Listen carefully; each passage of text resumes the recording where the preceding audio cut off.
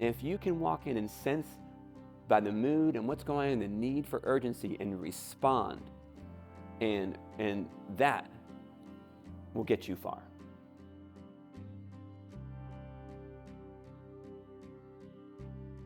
So I started out at $6 an hour as an intern at the Biltmore Estate.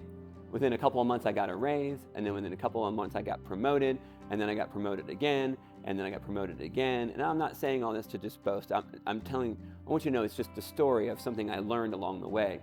It was the difference between having a sense of urgency and being able to sense urgency, right? A lot of times when you get hired somewhere, or people talk about, well, do they have a sense of urgency, and if you've not heard that before, I mean, I used to hear that all the time, like, you look for people who have a sense of urgency when they're working, right? And instead, I do a little twist on that, and it's really, I look for people who can sense the need for urgency. So when you walk into a situation, especially like in a kitchen, but a kitchen, it could be your home life, it could be whatever job you're in. If you can walk in and sense by the mood and what's going on, the need for urgency, and respond, and that will get you far.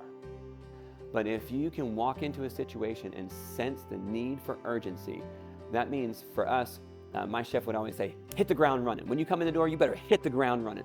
I don't know how many thousands of times I heard that when I walked in the kitchen. He would say, you need to hit the ground running. If you're not hitting the ground running, you shouldn't work here.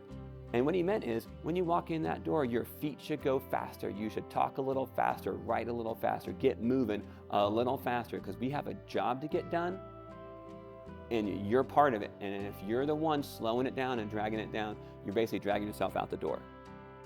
And I know these days, those are some old school work tactics or work ethics, but actually, they're not old school. Those work ethics are the ones that will continue to make you thrive in the yesteryears, in the present, and in the future.